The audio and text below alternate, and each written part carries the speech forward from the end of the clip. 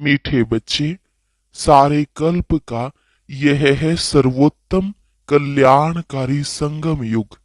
इसमें तुम बच्चे याद की स्क्रीन से सतोप्रधान बनते हो। प्रश्न। अनेक प्रकार के प्रश्नों की उत्पत्ति का कारण तथा उन सब का निवारण क्या है? उत्तर। जब देह अभिमान में आते हो तो संशय पैदा होता है और संशय उठने से ही अनेक प्रश्नों की उत्पत्ति हो जाती है।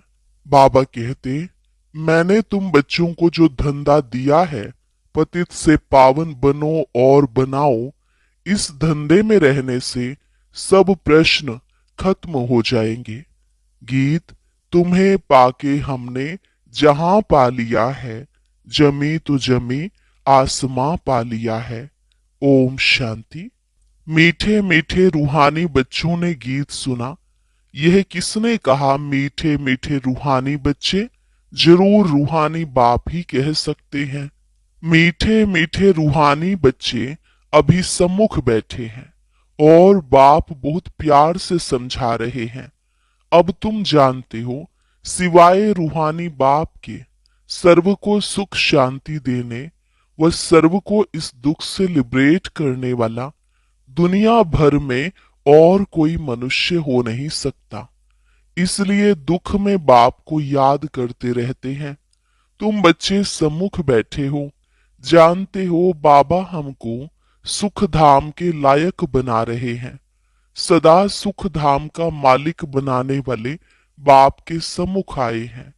अभी समझते हो, सम्मुख सुनने और दूर रहकर सुनने में बहुत फर्क है। मधुबन में सम्मुख आते हो। मधुबन मशहूर है। मधुबन में उन्होंने श्री कृष्ण का चित्र दिखाया है, परंतु श्री कृष्ण तो है नहीं। तुम बच्चे जानते हो, यहाँ तो घड़ी घड़ी अपने को आत्मा निश्चय करना है। इसमें मेहनत लगती है। मैं आत्मा बाप से वर्षा ले रही हूँ। बाप एक ही समय आते हैं सारे चक्र में।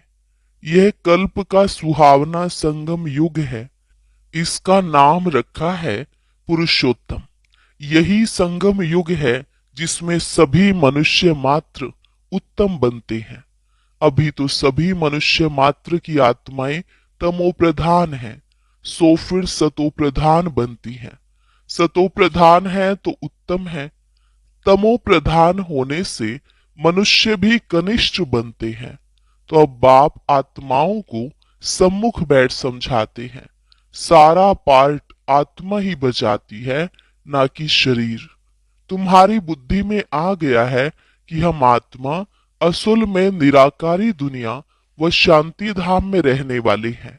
यह किसको भी पता नहीं है, न खुद समझा सकते हैं। तुम्हारी बुद्धि का अब ताला खुला है। तुम समझते हो बरोबर आत्माएं परम धाम में रहती हैं। वह है इनकॉर्पोरियल वर्ल्ड, यह है कॉर्पोरियल वर्ल्ड। यहाँ हम सब आत्माएं एक्टर्स पार्टधारी हैं। पहले पहले हम पार्ट बजाने आते हैं, फिर नंबरवार आते जाते हैं। सभी एक्टर्स इकट्ठे नहीं आ जाते, भिन्न भिन्न प्रकार के एक्टर्स आते जाते हैं। सब इकट्ठे तब होते जब नाटक पूरा होता है। अभी तुमको पहचान मिली है। हम आत्मा असल शांति धाम की रहवासी हैं।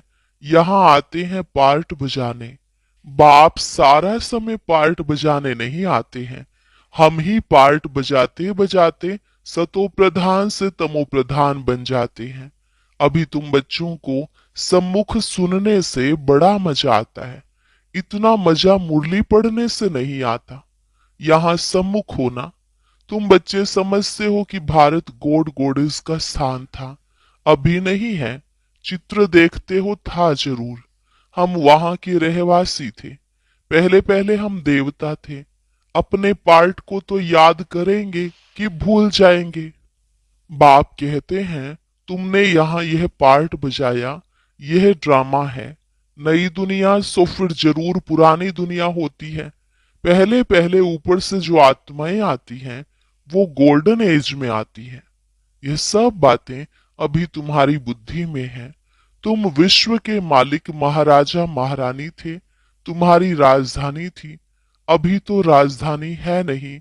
अभी तुम सीख रहे हो कि हम राजाई कैसे चलाएंगे। वहां वजीर होते नहीं, राय देने वाले की दरकार नहीं। वह तो श्रीमत द्वारा श्रेष्ठ ते श्रेष्ठ बन जाते हैं। फिर इनको दूसरे कोई से राय लेने की दरकार नहीं है।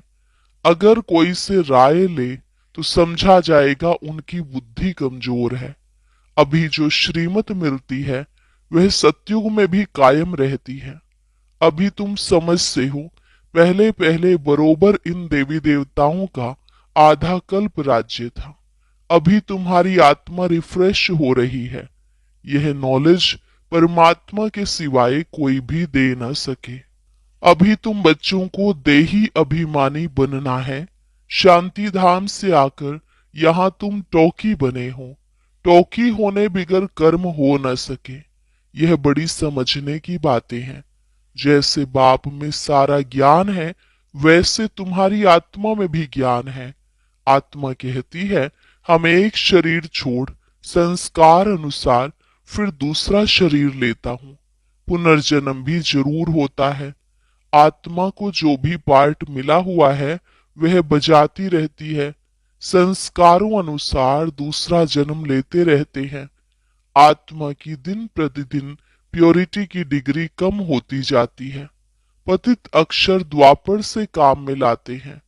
फिर भी थोड़ा सा फर्क जरूर पड़ता है। तुम नया मकान बनाओ, 1 मास के बाद कुछ जरूर फर्क पड़ेगा। अभी तुम बच्चे समझते हो, बाबा हमको वर्षा दे रहे हैं। बाप कहते हैं, हम आए हैं तुम बच्चों को वर्षा देने। जितना जो पुरुषार्थ करेगा उतना पद पाएगा। बाप के पास कोई फर्क नहीं है। बाप जानते हैं हम आत्माओं को पढ़ाते हैं।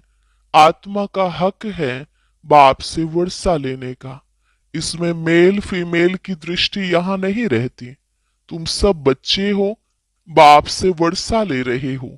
सभी आत्माएं ब्रदर्स हैं जिनको बाप पढ़ाते हैं, वर्षा देते हैं। बाप ही रूहानी बच्चों से बात करते हैं। हे लाडले मीठे सिकिलधे बच्चों, तुम बहुत समय पार्ट बजाते बजाते अब फिर आकर मिले हो अपना वर्षा लेने। यह भी ड्रामा में नोंद है। शुरू से लेकर पार्ट नोंधा हुआ है। तुम एक्टर्स पार्ट बजाते एक्ट करते रहते हो। आत्मा अविनाशी है, इसमें अविनाशी पार्ट नोंधा हुआ है। शरीर तो बदलता रहता है, बाकी आत्मा सिर्फ पवित्र से अपवित्र बनती है, पतित बनती है। सतयुग में है पावन। इसको कहा जाता है पतित दुनिया। जब देवताओं का राज्य था तो वॉइसलेस वर्ल्ड थी, अभी नहीं है। यह खेल है ना, नई दुनिया सो पुरानी दुनिया, पुरानी दुनिया फिर नई दुनिया। अभी सुख धाम स्थापन होता है, बाकी सब आत्माएं मुक्ति धाम में रहेंगी। अभी यह बेहद का नाटक आकर पूरा हुआ है। सब आत्माएं मच्छरों मिसल जाएंगी। इस समय कोई भी आत्मा आए तो पतित दुनिया में उनकी क्या वैल्यू होगी। वैल्यू उनकी है जो पहले पहले नई दुनिया में आते हैं। तुम जानते हो जो नई दुनिया थी वे फिर पुरानी बनी है। नई दुनिया में हम देवी देवता थे, वहां दुख का नाम नहीं था। यहाँ तो अथाह दुख है। बाप आकर दुख की दुनिया से लिबरेट करते हैं। यह पुरानी दुनिया बदलनी जरूर है। तुम समझते हो बरोबर हम सत्युग के मालिक थे, फिर 84 जन्मों के बाद ऐसे बने हैं। अब फिर बाप कहते हैं, मुझे याद करो तो तुम स्वर्ग के मालिक बनेंगे। तो हम क्यों न अपने को आत्मा निश्चय करें और बाप को याद करें। कुछ तो मेहनत करनी होगी ना। राजाई पाना कोई सहज थोड़ी ही है। बाप को याद करना है। यह माया का वंडर है जो घड़ी घड़ी तुमको भुला देती है। उसके लिए उपाय रचना चाहिए। ऐसे नहीं मेरा बनने से याद जम जाएगी, बाकी पुरुषार्थ क्या करेंगे। नहीं, जब तक जीना है पुरुषार्थ करना है, ज्ञान अमृत पीते रहना है। यह भी समझते हो हमारा यह अंतिम जन्म है। इस शरीर का भान छोड़ देही अभिमानी बनना है। गृहस्थ व्यवहार में भी रहना है। पुरुषार्थ जरूर करना है। सिर्फ अपने को आत्मा निश्चय कर बाप को याद करो। त्वमेव माता च पिता त्वमेव। यह सब है भक्ति मार्ग की महिमा। तुमको सिर्फ एक अल्फ को याद करना है।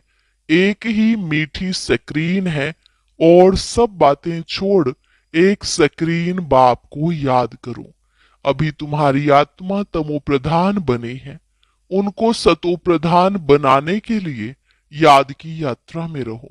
सबको यही बताओ, बाप से सुख का वर्षा लो। सुख होता ही है सतयुग में। सुख धाम स्थापन करने वाला बाबा है। बाप को याद करना है बहुत सहज, परंतु माया का अपोजिशन बहुत है। इसलिए कोशिश कर मुझ बाप को याद करो तो खाद निकल जाएगी। सेकंड में जीवन मुक्ति गाया जाता है। हम आत्मा रूहानी बाप के बच्चे हैं, वहां के रहने वाले हैं। फिर हमको अपना पार्ट रिपीट करना है। इस ड्रामा के अंदर सबसे जास्ती हमारा पार्ट है। सुख भी सबसे जास्ती हमको मिलेगा। बाप कहते हैं तुम्हारा देवी देवता धर्म बहुत सुख देने वाला है। बाकी सब शांति धाम में ऑटोमेटिकली चले जाएंगे, हिसाब किताब चुकतू कर। जास्ती विस्तार में हम क्यों जाएं? बाप आते ही हैं सबको वापस ले जाने। मच्छरों सदृश सबको ले जाते हैं। सतयुग में बहुत थोड़े होते हैं। यह सारी ड्रामा में नोंद है। शरीर खत्म हो जाएंगे। आत्मा जो अविनाशी है वह हिसाब किताब चुकतू कर चली जाएगी। ऐसे नहीं कि आत्मा आग में पड़ने से पवित्र होगी। आत्मा को याद रूपी योग अग्नि से ही पवित्र होना है। योग की अग्नि है यह। उन्होंने फिर नाटक बैठ बनाए हैं। सीता आग से पार हुई। आग से कोई थोड़े ही पावन होना है। बाप समझाते हैं तुम सब सीताएं इस समय पतित हो, रावण के राज्य में हो। अब एक बाप की याद से तुमको पावन बनना है। राम एक ही है।